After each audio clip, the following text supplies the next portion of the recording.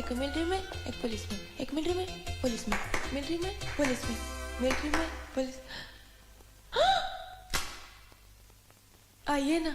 नहीं, मैं नहा के आया हूँ, आप नहा लीजिए। नहीं नहीं नहीं। देखिए देखिए देखिए, देश की हालत वैसे भी बहुत खराब है। मिलिट्री वालों को और पुलिस वालों को हर काम साथ साथ मिलकर करना चाहिए। हाँ, बहुत जरूरी है। यस। हाँ।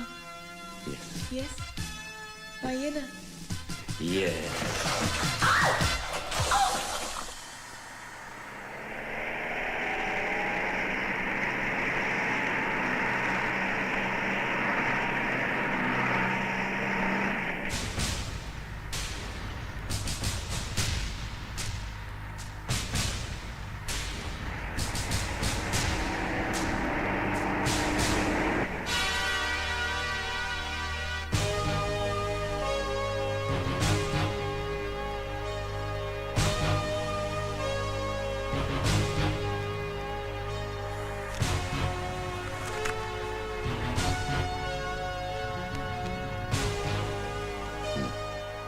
सिगरेट है?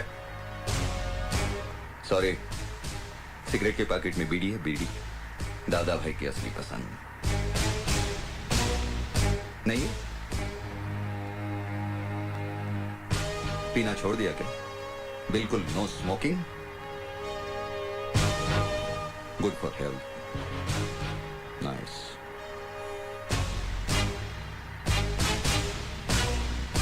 बकबक करना भी छोड़ दिया क्या? हैं? अरे भैया हथौड़ा, यूं चुप रहने से कोनो फायदा नहीं होवत। अब जहां जा रहे हो ना, वहां ऐसा आदर सत्कार किया जाता है कि गूंगे भी गजल ठुमरी गाना शुरू कर देते हैं। हम हैं बनारस के भैया उमरे आ। चम्मच खड़ा करो क्या? चम्मच। वो फुर फुर करके चाय पीना भी छोड़ दिया। यार, ये छोड़ने के मामले में बड़े माहिर हो तुम। आज ये छोड़ दिया, इसके पहले बीवी बच्ची को छोड़ दिया, उसके पहले तो हद कर दी। अपनी ड्यूटी, अपना फर्ज, अपनी वफादारी छोड़कर सीधे गद्दार बन गए। गद्दार नहीं हूं मैं, नहीं हूं मैं गद्दार। असलियत जानना चाहते हो तो अपने खून के उबाल को रोको अफसरों। ये कोई नौटंकी नहीं है, ये हकीकत है, हकीकत।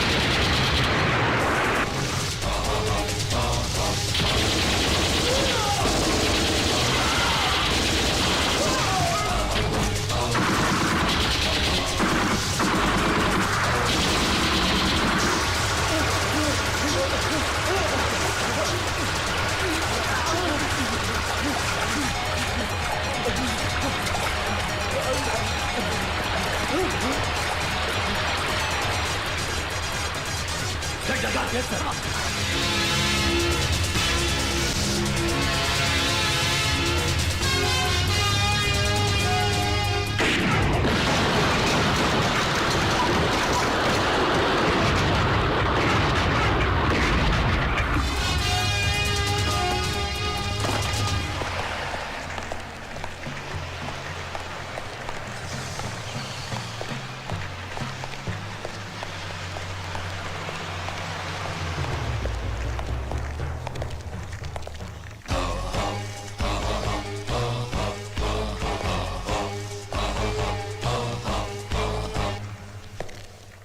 ये नहीं हो सकता चंगी जी, तुम समझ नहीं रहे हो, मिलिट्री का मामला है। आज तक हमने तुम्हारे हर मामले को सुलझाया, चाहे वो इलेक्शन का हो या फिर गंदी राजनीति में किसी को खत्म करने का। याद है इस राज्य में आतंकवाद को फैलाया किसने, उसे पैदा किसने किया? बस तुम अब शॉर्ट में समझो, हमको ज्यादा समझाने का आदत नहीं है। उन चारों को किसी भी कीमत पर छुड़ाना होगा। और हां, उन चारों में एक मेरा छोटा भाई शकूर भी है, जो हमारे जिगर का टुकड़ा है। और अल्लाह कसम, हम अपने छोटे भाई के नाम का फातिहा नहीं पढ़ सकते। मगर चंगी, अगर मगर कुछ नहीं, किसी भी कीमत पर उन चारों को छुड़वाना तुम्हारे जिम्मे है। आज तक तुम्हारे हर खेल में हम जोकर बनकर खेलते आए हैं, मगर आज के इस खेल में जोकर। बस चंगे जी, आगे एक लफ्ज भी मत कहना। और एक बात ध्यान से सुनो, राजा साहब जब भी कोई खेल खेलता है तो हुक्म का इक्का अपने पास रखता है, और इस खेल में भी हुक्म का इक्का हमारे पास ही रहेगा। उठा लो इसे।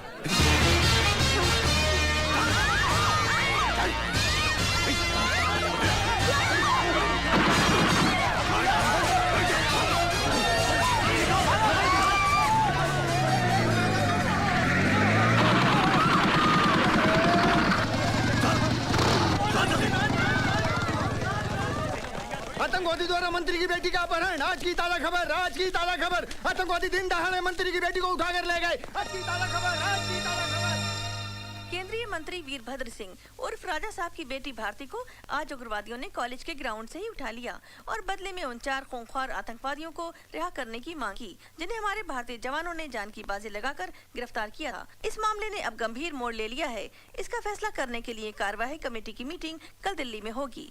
वीरभद्र सिंह जी, आप कैबिनेट कक्षा के सीनियर मंत्री हैं और आपके पीछे एक बहुत बड़े देशभक्त फैमिली का नाम भी जुड़ा है। माफ कीजिए मगन भाई, ये देशभक्ति, समाज सेवा, कानून, ये सारे अल्फाज किताबों में बंद ही अच्छे लगते हैं। अब आप ही मुझे बताइए, आप और आप जैसे चंद सीनियर पॉलिटिशियंस को छोड़कर आज के पॉलिटिकल फील्ड में कोई भी ऐसा आदमी है जो इन चीजों पर विश्वास करता है और इन पर अमल करता है? Let's be practical. आज राजनीति एक धंधा बन गया है, धंधा। इसका मतलब उस मिशन में हुई हमारे फौजियों की कुर्बानी बेकार जाएगी? देखिए, फौजियों के साथ मेरी बेटी को कंपेयर मत कीजिए। किसी भी हालत में मैं उन 4 टेररिस्टों के लिए अपनी बेटी को कुर्बान नहीं कर सकता। क्या जमाना आ गया है, लगता है महात्मा जी की बात सच होगी। मगन भाई, ऐसी कुर्बानी देने वाले नेताओं की आजकल सिर्फ मूर्तियां बनती हैं, जिनकी साल में एक बार सफाई की जाती है और मालाएं चढ़ाई जाती है, और बाकी के तमाम दिन परिंदे उनका आदर सत्कार करते रहते हैं। एक बात और मैं आप सबको बता दूं, आज मैं आप लोगों का भाषण सुनने नहीं आया हूं, मुझे फैसला चाहिए, वो भी मेरे फेवर में। ये तो सरासर ब्लैकमेलिंग है। ऐसा ही समझो। हर हालत में मुझे मेरी बेटी जिंदा चाहिए। अगर उसे कुछ हो गया तो आपकी ये मिलीजुली सरकार उड़ी समझो। 30 MP हैं मेरे पास, जिनके बलबूते पर आपकी ये सरकार चल रही है। इसे धमकी नहीं, मेरा फैसला समझना। और सब जानते हैं कि वीरभद्र सिंह जब फैसला सुनाता है तो कभी नहीं बदलता। सर, क्या फैसला हुआ आज की मीटिंग में? अभी तक कोई फैसला नहीं हुआ है, मगर मैंने अपना फैसला सुना दिया है। एक बेटी तो क्या, अगर मेरी 10 बेटियां भी होती तो मैं उन सबको अपने देश के लिए कुर्बान कर देता। इन आतंकवादियों को इस मुल्क से हमेशा के लिए खत्म करने की कसम खाई है मैंने। और ऐसे मौके पर अगर हम जैसे लीडर झुक जाएं तो इस देश की जनता का क्या होगा, इस देश का क्या होगा? सर एक मिनट, सर रुकिए तो। सर फिर कमेटी का फैसला क्या होगा? अब फिलहाल उसके बारे में मैं कुछ नहीं कह सकता। हाईकमान का जो भी फैसला होगा वही हमें मंजूर होगा। केंद्रीय मंत्री राजा साहब की बेटी के किडनैपिंग केस में आज अचानक नया मोड़ आया। इससे राजनीतिक गतिविधियां और तेज हो गयी। कार्यवाही कमेटी की मीटिंग में पर्दे के पीछे कौन सा राजनीतिक खेल खेला गया कि राजा साहब के न होने के बावजूद भी हाई कमांड ने ये फैसला किया कि उन चारों खूंखार आतंकवादियों को राजा साहब की बेटी भारती के रिहाई के बदले में छोड़ दिया जाएगा। इस मामले में हमारे दिल्ली के संवाददाता की एक रिपोर्ट। मनोज, क्या तुम बता सकते हो कि चारदीवारी के पीछे खेले गए इस खेल का असली हीरो कौन हो सकता है? राजनीति में कुछ भी हो सकता है, मगर यहाँ दिल्ली में ऐसी अटकलें लगाई जा रही है कि गवर्नमेंट गिराने की धमकी देकर राजा साहब को एक खतरनाक खेल खेल रहे हैं। मगर इन सारी बातों पर अब तो पर्दा पड़ा ही रहेगा, क्योंकि आज रात को ही उन 4 आतंकवादियों को छोड़ दिया जाएगा और भारती अपने घर वापस लौटेगी और उसकी इस वापसी का राज हमेशा राज ही रहेगा। मनोज बाजपेयी, नई दिल्ली, आज तक।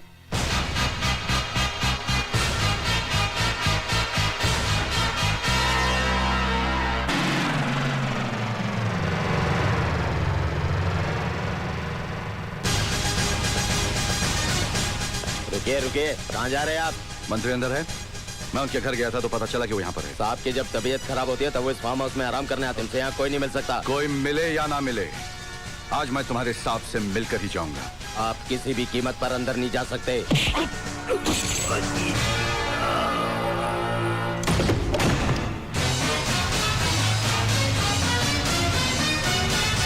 पता नहीं तुम जैसे गद्दार और देशद्रोही नेता का असली रूप हमारे देश की अंधी जनता कब देखेगी। कल तक तो टीवी इंटरव्यू में बड़े बड़े भाषण दे रहे थे कि मेरी एक बेटी तो क्या, अगर मेरे 10 संतान भी होते तो मैं उसे देश के लिए कुर्बान कर देता। और एक ही दिन में सब कुछ बदल दिया। करवा दी उन 4 कमीनों की रिहाई अपनी बेटी की जान के बदले में। अरे शर्म आती है मुझे तुम जैसे गंदे नेता को देखकर। मेजर, तुम अपने हद से आगे बढ़ते जा रहे हो। अब एक फौजी की खोपड़ी गर्म हो जाती है तो वो अपनी हद ही क्या, दुश्मन की सरहद भी पार कर जाता है। जानते हो उन कमीनों ने कितने हिंदुस्तानियों का खात्मा किया, कितनी औरतों का सुहाग उजाड़ा, कितने मासूम बच्चों को यतीम किया। उन्हें पकड़ने के लिए हमारे कितने जाबाज जवान शहीद हुए। और तुमने एक लड़की, तुम्हारी बेटी की खातिर उन 4 आतंकवादियों को छुड़वा दिया। राजा साहब, सरकारी कुर्सी बाप की मोहब्बत निभाने के लिए नहीं, देश की रक्षा के लिए दी जाती है। सच कह रहे हैं आप, बिल्कुल सच। भारती, तुम? हाँ, आज मैं भी अपने बाप का असली रूप देखने यहाँ चली आई हूँ और पता चला कि बीमारी के बहाने आप यहाँ कौन सा आराम फरमा रहे हैं। भारती, तुम भी इन वर्दी वालों की बातों में आ गई। आप इस देश की जनता की आंखों में धूल झोंककर उन पर राज कर सकते हैं पापा, मगर अब अपनी बेटी की आंखों में धूल झोंककर उसके दिल पर बाप बनकर राज नहीं कर सकते। मुझे शर्म आती है आपको बाप कहते हुए भी। जिसके बाप ने आजादी की जंग में अंग्रेजों की गोलियां अपने सीने पर खाकर इस देश को आजादी दिलवाई थी, और आज उसी का बेटा आतंकवादियों से गले मिलकर अपने ही देश को लूट रहा है। भारती, बंद करो ये बकवास। ये बकवास नहीं, हकीकत है। आज मुझे ये भी मालूम हो गया है कि उन 4 को छुड़वाने के लिए आप ही ने मेरे अपहरण का नाटक रचा था, और फिर बाद में आप ही ने सरकार को गिराने की धमकी देकर सरकार को दबाव में लाकर उन 4 को छुड़वा दिया। देश का प्रधानमंत्री बनने की लालच ने आपको इतना गिरा दिया है कि आपने अपनी खुद की बेटी का भी इस गंदी राजनीति में इस्तेमाल किया। बस करो बेटी। मत कहिए मुझे बेटी। आज से मैंने वो सारे रिश्ते तोड़ दिए हैं जो हमारे बीच थे। अब मैं आपको सारी दुनिया के सामने बेनकाब कर दूंगी और देशवासियों से चिल्ला चिल्ला के कहूंगी कि देखिए इस आदमी की असलियत। जिसे तुम प्रधानमंत्री बनाना चाहते हो वो आदमी कितना कमीना है। अरे जो अपनी बेटी को बेच सकता है वो एक दिन कुर्सी के लिए अपनी माँ को, अपने वतन को भी बेच देगा। बदतमीज!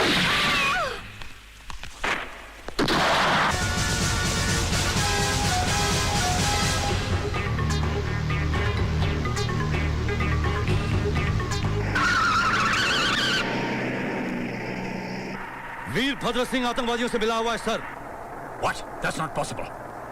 उसने अपनी बेटी को भी मार दिया सर, अपनी असलियत छुपाने के लिए। जी हाँ, वो इस वक्त मेरे कब्जे में, मैं उसे हेडक्वार्टर ले आ रहा हूँ sir.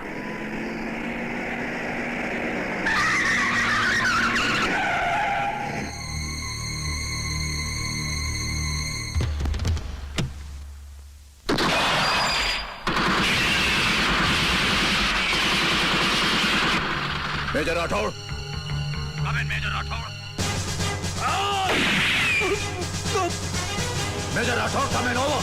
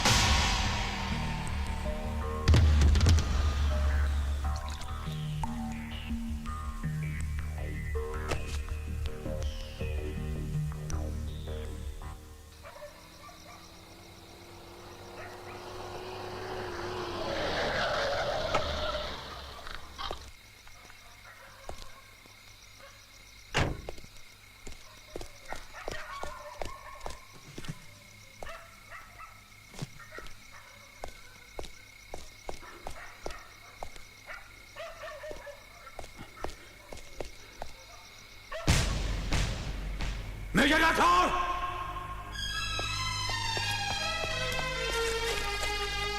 Major Rathore! Major Rathore! Major Rathore! Major Rathore! Major Rathore! Major Rathore की मौत इस जंग की शुरुआत थी। लोग कहते हैं शैतान की उम्र लंबी होती है, इसीलिए मेरी गोली से 2 बार बच गया साला।